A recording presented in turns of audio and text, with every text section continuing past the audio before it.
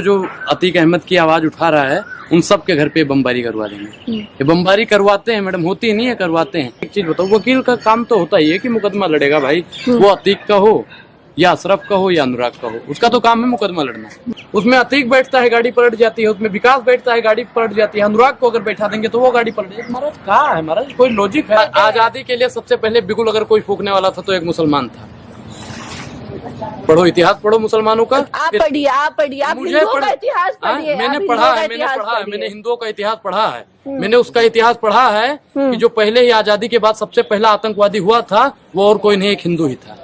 अस्सलामुअलैकुम दोस्तों, मैं हूं शारिफ खान। आज की वीडियो में आपको दिखाने वाला हूं अनुराग ओझा, जो ब्राह्मण समाज का एक लड़का है, अतीक अहमद, और उनके भाई अशरफ का जिस तरह से 3 बदमाशों गोली मारकर जिस तरह से उनकी हत्या कर दी थी, उस पर कुछ बड़े खुलासे करने के लिए आया है ये ब्राह्मण समाज का लड़का अनुराग ओझा। शायद आप इसे जानते हो। इसकी जो नाराजगी है, जो सरकार के ऊपर धावा बोला है, जो सड़कों पर ये उतरने का इन्होंने काम किया है, वो इसलिए क्या है कि सबसे पहले तो अतीक अहमद और उनके भाई अशरफ की 3 बदमाशों ने गोली मारकर हत्या कर दी। उसके बाद जो लोग अतीक अहमद के समर्थन में आवाज उठा रहे थे, कानूनी प्रक्रिया के द्वारा उसको न्याय दिलाने की मांग कर रहे थे, उनके ऊपर एक के बाद एक हमला होना शुरू हो गया। जैसे कि आप देख सकते हैं कि उनके जो वकील हैं, उनकी गली में उनके घर पर बम से हमला किया गया, और उनके जो यार दोस्त हैं, जो उनके रिश्तेदार हैं, उनकी आवाज को कहीं ना कहीं दबाने की कोशिश की जा रही है। तो लोकतंत्र की हत्या होती हुई दिखाई दे रही है। इसलिए इस लड़के का कहना है, ब्राह्मण समाज का लड़का है अनुराग ओझा, इसका ये कहना है कि चाहे किसी भी धर्म के ऊपर जुल्म होता हो, हम इस बात को लेकर चुप नहीं बैठ सकते कि ये मुसलमान हैं और हम दूसरी धर्म से ताल्लुक रखते हैं। हमारा जो धर्म है वो इंसानियत है, और जो देश का कानून है, लोकतांत्रिक देश है, उसके हिसाब से न्याय करा के मानेंगे। सड़कों पे उतर चुके हैं। बात करते हैं अनुराग ओझा से। साथ ही साथ वीडियो शुरू करने से पहले मैं ये आपको बता दूं कि गुस्से में आकर के इन्होंने कुछ ऐसे शब्दों का इस्तेमाल कर दिया है इसके अंदर। तो ऐसे शब्दों से इस चैनल का या मेरा कोई ताल्लुक नहीं है, ये इनकी अपनी व्यक्तिगत राय है। भारत के अंदर संविधान हर किसी को बोलने की आज़ादी देता है। हमारे चैनल पर किसी भी धर्म को नीचे दिखाने की कोशिश नहीं होती है। हमारी नज़र में सारे धर्म एक समान है, सबका सम्मान करते हैं।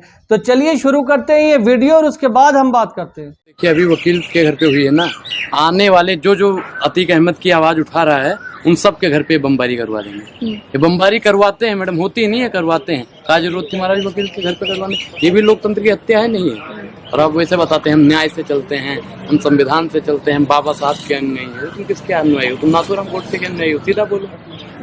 भारतीय जनता पार्टी किन 5 लोगों की विचारधारा से चलती है? सीधा बोलो ना कि नाथूराम गोडसे की विचारधारा से चलती है, हेडगवार के विचारधारा से, गोलानकर के, और सवित पात्रा और मोदी जी का नाम ले लो ना। 4-5 लोगों का नाम कोई नहीं लेने को तैयार। मैडम, ये लोग उग्रवादी लोग हैं। जब तक सिस्टम से हटेंगे नहीं तब तक भ्रष्टाचार मुक्त और ये दंगा मुक्त देश बनेगा। ये दंगा करने वाले तो। अच्छा, एक चीज बताओ, वकील का काम तो होता ही है कि मुकदमा लड़ेगा भाई, वो अतीक का हो या अशरफ का हो या अनुराग का हो, उसका तो काम है मुकदमा लड़ना है।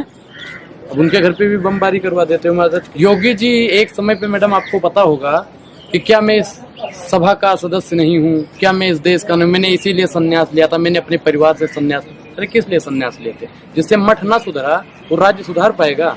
योगी जी के हाथ में गलत लगाम आ गई। कानून राज नहीं, ये जंगल राज है। अगर कानून राज होता तो कानून के दायरे में सजा मिलती उसे। अगर कानून राज होता तो न्यायिक प्रणाली से उसे सजा दी जाती। अगर कानून राज होता तो योगी जी मुंह न फाड़ देते कि मिट्टी में मिला देंगे, मिट्टी में मिला देंगे। उसी दिन वहाँ के सभापति महोदय को ध्यान देना चाहिए कि ये मिट्टी में मिलाने की बात कर रहा है तो जरूर इसके मन में कुछ भेद है। एक होता नहीं है कि मैडम कि जिसके मन में खोट होती है ना। सुबह को जब मार दिया गया, क्या कानून नहीं? गाड़ी पलट गई थी ना। अरे गाड़ी पलट गई थी जी, और तो गाड़ी नहीं पलटती जी। और भैया किसी की गाड़ी पलटी जब काफिला निकलता है योगी बाबा का, तब तो गाड़ी नहीं पलट जाती है। और उत्तर प्रदेश में रैलियां होती हैं तब तो गाड़ी नहीं पलट जाती है।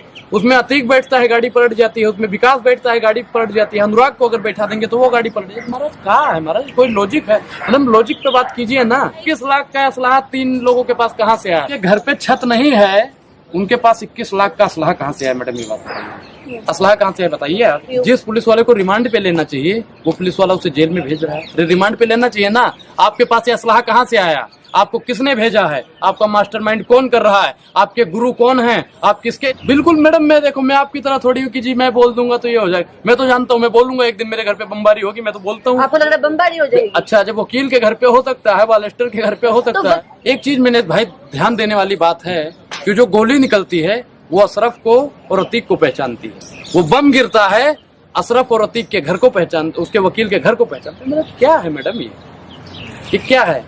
ये भाई पता नहीं था कैमरा इसे पकड़ के इसे घूम जाता है, पता नहीं चल रहा था वो लाइव उनका बाइट। अच्छा मैडम, फिल्म के अलावा आपने लाइव मर्डर कभी देखा है?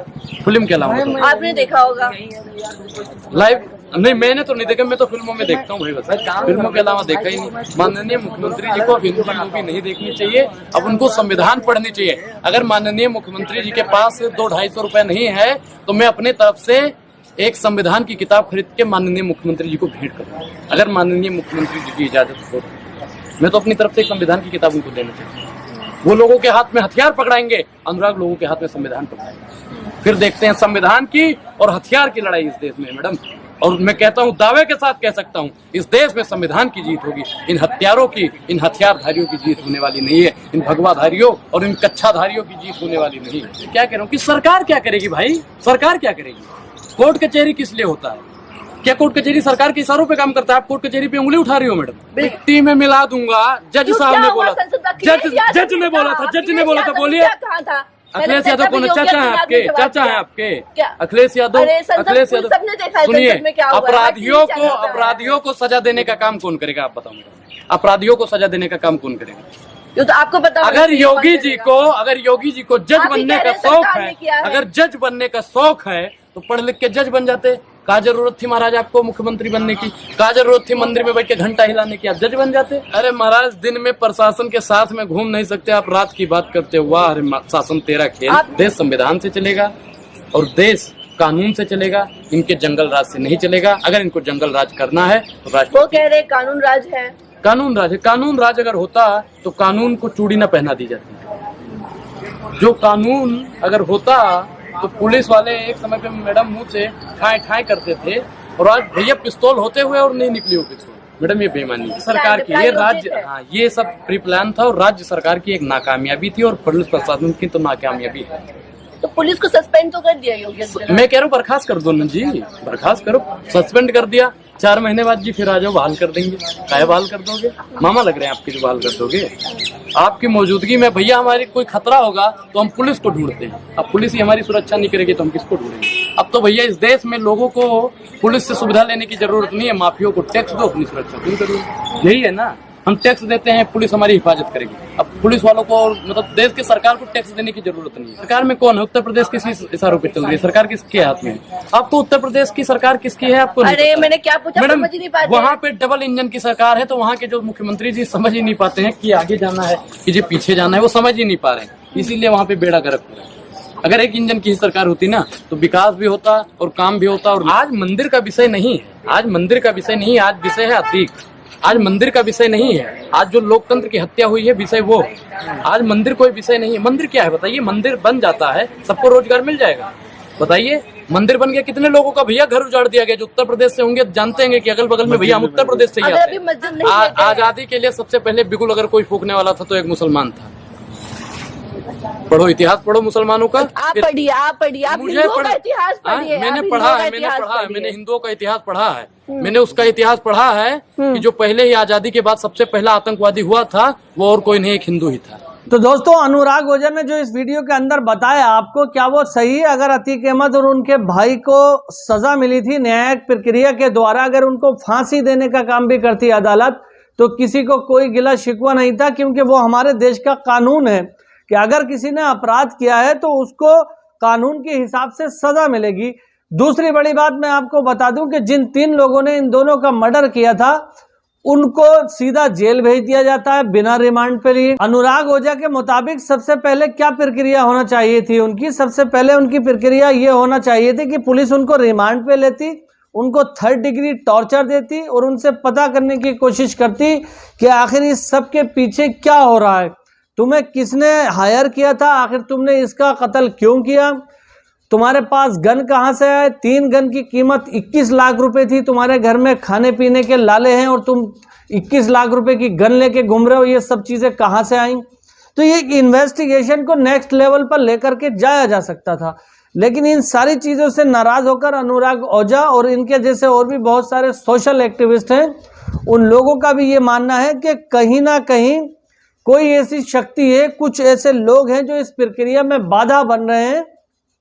अनुराग ओझा ने सीधा सीधा उत्तर प्रदेश सरकार के ऊपर भी बहुत सारे आरोप लगाए और उनसे सवाल पूछने का काम किया है कि आखिर अतीक अहमद के हत्यारों को पकड़कर उनको 3rd डिग्री टॉर्चर क्यों नहीं किया गया, और जो वहां पर पुलिस खड़ी हुई थी क्या उसकी बंदूक में गोलियां नहीं थी जब वो अतीक अहमद और उनके भाई के ऊपर बदमाश फायरिंग कर रहे थे, तो पुलिस ने उन लोगों का वहीं पर इनकाउंटर क्यों नहीं किया। ये बहुत सारी ऐसी चीजें हैं जो सरकार को और शासन प्रशासन को सवालों के घेरे में खड़ा करता है। कोई भी भारत का नागरिक किसी से भी कोई सवाल पूछ सकता है। अब ये अनुराग ओझा की अपनी व्यक्तिगत राय है, अपने विचारों को आपके समक्ष रखना चाहते थे, हमारे चैनल के माध्यम से उन्होंने रख दिया है। बाकी अपनी प्रतिक्रिया कमेंट बॉक्स में जरूर बताएं। अनुराग ओझा जी ने जो कुछ भी कहा है उससे आप सहमत हैं या नहीं है, कमेंट बॉक्स में जरूर बताएं। बाकी इंशाल्लाह भाई को अपने सपोर्ट कीजिए, चैनल को सब्सक्राइब करके वीडियो को लाइक करें। फिर मिलूंगा इसी तरह की एक नई वीडियो के साथ, तब तक के लिए खुदा हाफिज, जय हिंद, जय भारत।